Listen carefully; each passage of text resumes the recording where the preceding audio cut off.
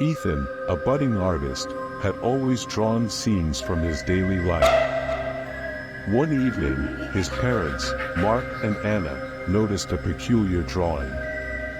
Among the usual vibrant colors and joyful scenes was a shadowy figure, ominously captioned, "Takes away children." Their concern intensified when a child from Ethan's school vanished without a trace. The chilling shadow in Ethan's drawing bore an uncanny resemblance to Dr. Nathan Wolfe, a child psychologist often seen observing children in the playground. Whispered suspicions grew among parents, with fingers pointing towards the seemingly intrusive researcher. Dr. Wolfe, aware of the mounting accusations, held a meeting with parents and school officials, explaining his innocuous intentions and showcasing his previous research. But the community's fear, fanned by the mysterious drawing and the recent disappearance, cast a shadow of doubt over his words. Security measures were amped up, and parents started escorting their children to and from school, all the while eyeing Dr. Wolfe warily. However, the atmosphere grew more tense with each passing day, as no concrete evidence linked Dr. Wolfe to the crime. Then, a breakthrough came in the form of another of Ethan's drawings. It showed a dimly lit room filled with mops, buckets, and cleaning supplies. And in that room stood the same shadowy figure, holding a key. The art struck a realization in Mark and Anna, the janitor's closet. A surprise search led the authorities to the missing child, frightened but unharmed, in a hidden compartment in the janitor's room. The unassuming janitor, trusted by all, was arrested, revealing that appearances can often be deceiving. The community was shaken, having misjudged Dr. Wolfe, who, despite being innocent, chose to transfer to another school to escape the lingering whispers. The incident served as a chilling reminder of how suspicion can often cloud judgment, with the truth lurking just around the corner. In a quaint house nestled amidst towering oaks, 7-year-old Lily had an uncanny obsession. She would sit for hours, sketching portraits of unfamiliar faces, always meticulously noting a specific time beneath each one. Her parents, Claire and John, initially dismissed these as products of an active imagination. But soon, a wall in Lily's room was covered in these sketched visages, each with its accompanying timestamp. It became impossible to ignore. One evening, as Claire was watching the local news, she froze.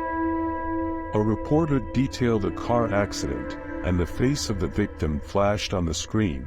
It was the spitting image of one of Lily's recent drawings, right down to the scar on his left cheek. The time of the accident. The exact minute Lily had scribbled beneath his portrait.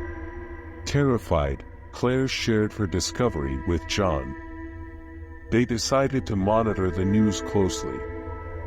Over the following weeks, their worst fears were confirmed. Each drawing corresponded with an unfortunate event involving the sketched individual, occurring precisely at the noted time. Distraught, they consulted a psychologist, hoping to decipher this morbid puzzle. The expert was baffled but advised them to pay heed to Lily's drawings, in case they could prevent an impending tragedy. Then, a chilling moment arrived. Lily drew a portrait of a little girl, bearing an uncanny resemblance to herself, with the time noted as 3:15 p.m. the next day. Panic gripped Claire and John. The following day, they decided to keep Lily home, ensuring she was nowhere near any potential harm. As the clock ticked closer to 3:15 p.m., an increasing unease permeated the household. Suddenly, the doorbell rang. John opened it to find a stranger, looking flustered. "Sorry to bother you, but I think I just hit your cat with my car. It ran out suddenly, and I couldn't stop in time." The parents exchanged a glance, realizing that in their bid to protect their daughter, they had overlooked their pet, who bore a striking resemblance to Lily, especially from a distance. Relieved that their daughter was safe but heartbroken about their pet, Claire and John took this as a sign. They moved to a new town, hoping to leave behind the ominous sketches and their dark implications. Over time, in this new environment, Lily's drawings became more cheerful, focused on landscapes and animals, devoid of timestamps. Years later, as Lily prepared for college, she found an old drawing hidden at the bottom of a box, depicting an old couple beneath a blooming cherry tree, with a timestamp far into the future. Recognizing the faces as her parents, she quietly tucked the drawing away, hopeful for the beautiful moments yet to come, and chose to believe that not all times held darkness. In a dimly lit room, young Alex's walls were plastered with children's drawings that bore disturbing backstories.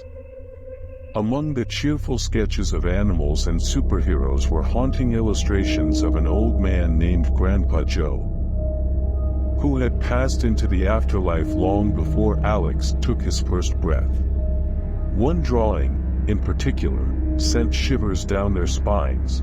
It depicted a stormy night, with a terrified Sarah, his mother, trapped beneath a tree, her clothes drenched, eyes wide with fear.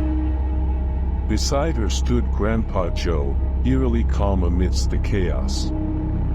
The attention to detail, from the beads of rain on Sarah's face to the texture of Joe's weathered skin, was uncannily precise. Another showed Joe, his eyes hollow and deep, standing at the foot of Alex's bed, watching over him as he slept. The moonlight in the picture cast ghastly shadows, giving Joe an otherworldly aura.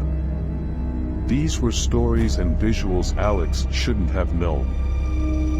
Memories buried in the recesses of his parents' minds. One evening, under the flickering chandelier, Alex murmured, "Grandpa Joe whispered tales of when Mom screamed during that rainstorm." Sarah felt a cold grip on her heart. How could he know? Seeking answers, they turned to a renowned medium. Her voice dripping with dread, she whispered, "Children like Alex can bridge worlds. He draws what the spirits show him." Although the terrifying illustrations gradually diminished, a chilling aura remained in the house, a constant reminder of the sinister bond between a boy, his drawings, and the world beyond.